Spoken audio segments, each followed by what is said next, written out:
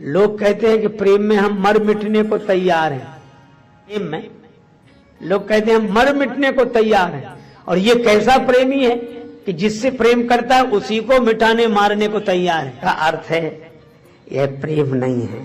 प्रेमी तो कहता है कि हम चाहे ना रहें तुम रहो, और ये कहता है कि तुम आज ही मरो ताकि हम बने रहें।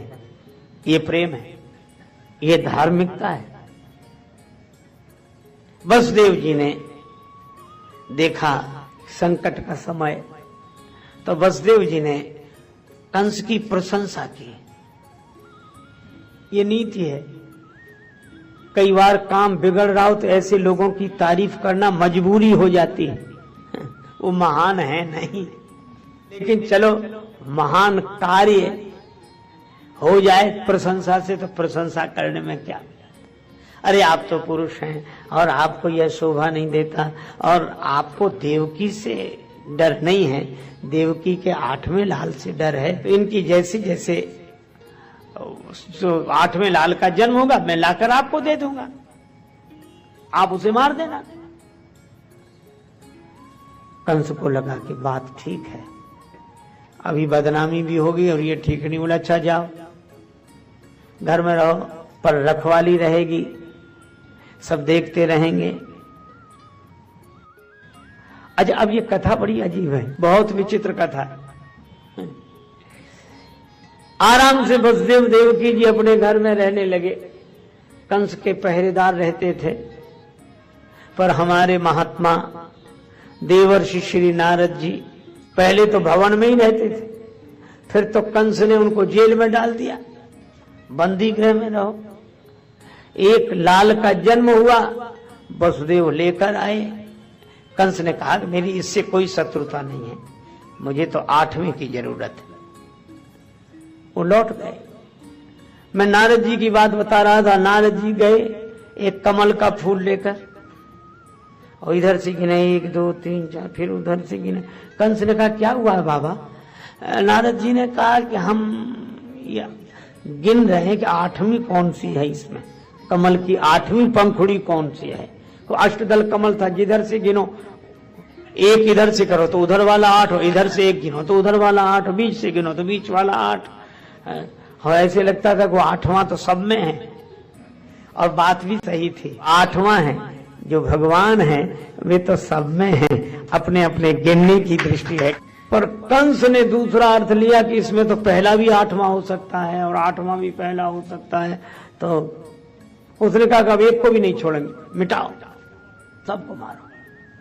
अच्छा अब ये बात बड़ी अजीब लगती है कि नारद जी ये और विचित्र काम किया, भी बेचारे बचते भी उनको। और देखो कभी कभी ढंग से काम करने होते हैं। जैसे एक आदमी के हाथ में हुआ फोड़ा, थोड़ा ही उठा था, तो डॉक्टर के पास गया कि डॉक्टर साहब ये फोड़ा देख रहे हैं, थोड़ा उठा। डॉक्टर बोला ये गोली ले, खा लेना, बैठ जाएगा। वो लाया, गोली खाई नहीं उसने, अब फोड़ा हो गया बड़ा।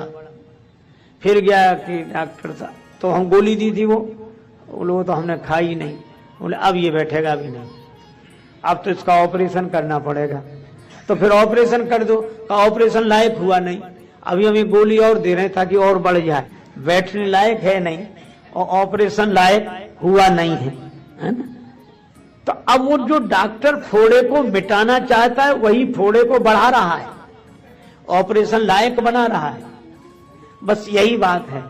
नारद जी ने कहा कि कंस तुम्हारे मन में जो अभिमान का फोड़ा हुआ है, पाप का फोड़ा हुआ है तुम्हारे जीवन में, वो उपदेश की गोली से बंद होने वाला तो है नहीं, और पाप बढ़ गया लेकिन ऑपरेशन लायक हुआ नहीं है, और भगवान ऑपरेशन करना चाहते हैं, इसलिए हम ऐसी गोली दे जाते हैं कि ये जल्दी बढ़ जाए ताकि ऑपरेशन जल्दी होए तो समाज का भला होता है। और वही हुआ।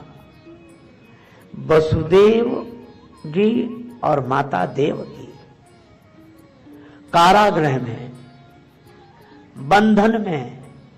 अच्छा आजकल लोग क्या कहते हैं कि महाराज हम इतने झंझट में हैं, इतने बंधनों में बंधे हैं कि हमें टाइम नहीं मिलता, हम भजन कैसे करें, भगवान का स्मरण कैसे करें। देखो, जिन्हें भजन करना होता है वे कर लेते हैं, और जिन्हें नहीं करना होता है उन्हें कितना ही मौका मिले तो नहीं करते। ये कथा यह बताती है कि हम तो घर में रहकर भजन नहीं कर पाते, घर के बंधन में रहकर भजन नहीं कर पाते हैं, और वसुदेव जी और माता देवकी तो जेल में रहकर भजन कर लेते हैं। अच्छा, जेल से घर तो कुछ ठीक ही होगा, पर यह कथा यह कहती है कि हम बंधन में रहें, जगत के बंधन में रहें, पर परमात्मा के बंधन में रहें, बंधन में रहकर वंदन करते रहें, भगवान को पुकारें, भरोसा रखें। और इसलिए विश्वास करना बहुत कठिन।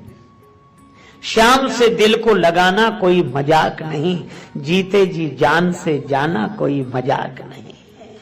कामी क्रोधी लालची इनसे भक्ति न होए, भक्ति करे कोई सूरमा, जाति वरण कुल खोए। भगवान को याद, बस हम देखते हैं आप, कौन कहता है मुझे होश नहीं।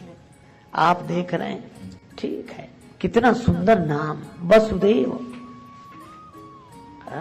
वासुदेव भगवान का नाम ही इसीलिए, जिनमें देवत्व का निवास हो, देव का निवास हो, देव प्रकट हो गए हो।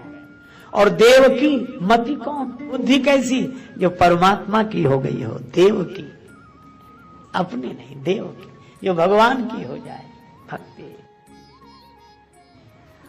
ये भक्ति और ज्ञान जो जिसमें केवल भगवान शेष रह जाए वह ज्ञान, भगवान की हो जाए जिसकी बुद्धि, वो भक्ति। ये भक्ति और ज्ञान। अच्छा, इनको बांध कौन किसने रखा, कंस ने।